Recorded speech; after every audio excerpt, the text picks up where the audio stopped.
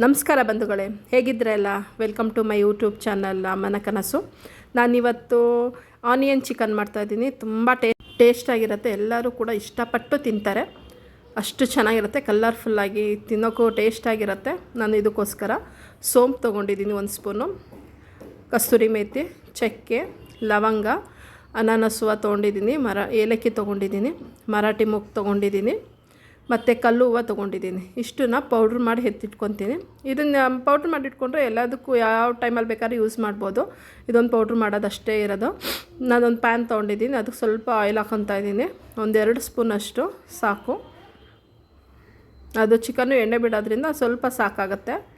ಈರುಳ್ಳಿ ಎಲ್ಲ ಫ್ರೈ ಆಗೋಷ್ಟು ಈಗ ಸ್ವಲ್ಪ ಅದಕ್ಕೆ ಪಲಾವ್ ಸಾಮಾನು ಹಾಕ್ಕೊತಾ ಇದ್ದೀನಿ. ಸೋಂಪು ಯಾವಾಗಲೇ ಪೌಡ್ರ್ ಮಾಡೋದಕ್ಕೆ ಹಾಕಿದ್ವಿ, ಇವಾಗ ಒಂದೊಂದು ಹಾಕ್ಕೊಳ್ಳೋದಷ್ಟೇ. ಅದಕ್ಕೆ ಈಗ ಈರುಳ್ಳಿ ಹಾಕ್ಕೊತಾ ಇದ್ದೀನಿ. ಸಣ್ಣ ಕಟ್ ಮಾಡಿದ್ರೆ ಸ್ವಲ್ಪ ಜಾಸ್ತಿನೇ ಇರಬೇಕು ಈರುಳ್ಳಿ.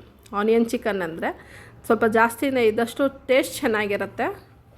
ಅದಕ್ಕೋಸ್ಕರ ಇದು ನೀಟಾಗಿ ಫ್ರೈ ಮಾಡ್ಕೊತಾ ಇದ್ದೀನಿ. ಸ್ವಲ್ಪ ಕಲರ್ ಬಿಡಬೇಕು, ಅದಕ್ಕೋಸ್ಕರ.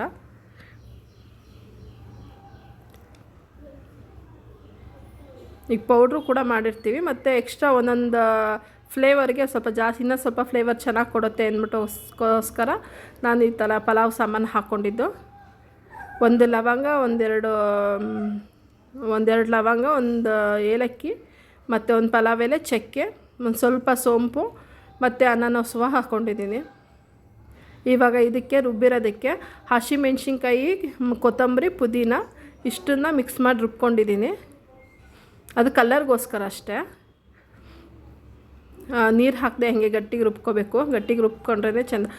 ಇಲ್ಲ, ಎಣ್ಣೆಲೇ ಫ್ರೈ ಆಗಬೇಕು. ಅದು ನೀರು ಬಿಟ್ಕೊಂಬಿಡ್ತು ಅಂದರೆ ಚೆನ್ನಾಗಿರಲ್ಲ, ಬೇಗ ಎಣ್ಣೆಲಿ ಫ್ರೈ ಆಗೋಲ್ಲ, ಇನ್ನೂ ಸ್ವಲ್ಪ ಹಸಿ ಸ್ಮೆಲ್ಲೇ ಬರುತ್ತೆ. ಅದಕ್ಕೆ ನೀರು ಹಾಕ್ತಾನೆ ಹಂಗೆ ರುಬ್ಕೋಬೇಕು, ಚೆನ್ನಾಗಿರುತ್ತೆ.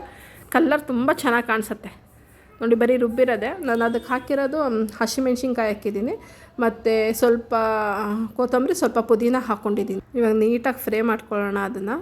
ಇವಾಗ ಚಿಕನ್ ಹಾಕ್ಕೊಂಡಿದ್ದೀನಿ. ಅರ್ಧ kg ಅಷ್ಟು ಚಿಕನ್ ತೊಗೊಂಡಿದ್ದೀನಿ. ಅದನ್ನು ಮಿಕ್ಸ್ ಮಾಡ್ಕೊಳ್ಳೋಣ ಇವಾಗ. ಎಲ್ಲರೂ ಇಷ್ಟಪಟ್ಟು ತಿಂತಾರೆ.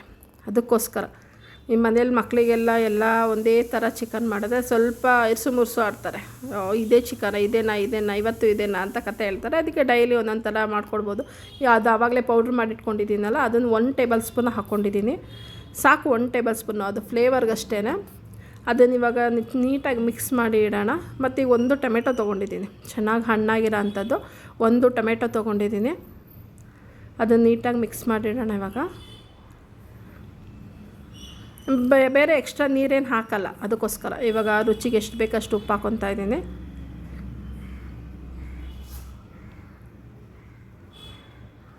ಇವಾಗ ಅದು ನೀಟಾಗಿ ಮಿಕ್ಸ್ ಕೊಟ್ಟು ಅದನ್ನು ಒಂದು 5 ನಿಮಿಷ ಬೇಯಕ್ಕೆ ಇಟ್ಬಿಡೋಣ. ನೋಡಿ, ಚೆನ್ನಾಗಿ ಬೇಯ್ತಾ ಇದೆ.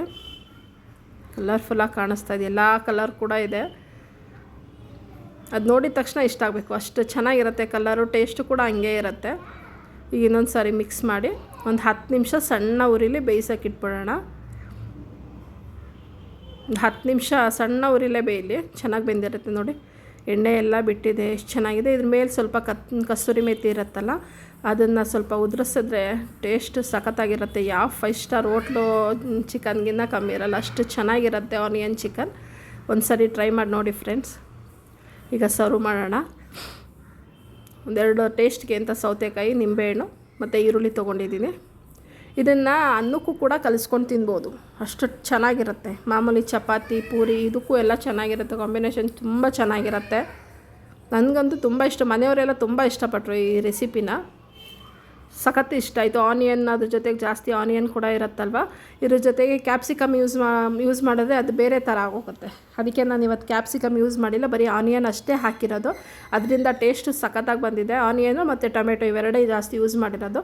ಇನ್ನೆಲ್ಲ ಮಸಾಲ ಐಟಮ್ಸ್ ಯೂಸ್ ಮಾಡಿದ್ದೀನಿ. ಈ ವಿಡಿಯೋ ಇಷ್ಟ ಆಗಿದ್ರೆ ಪ್ಲೀಸ್ ನನ್ನ ಚಾನಲ್ ಸಬ್ಸ್ಕ್ರೈಬ್ ಮಾಡಿ ವಿಡಿಯೋ ನೋಡಿ ಫ್ರೆಂಡ್ಸ್. Thank you.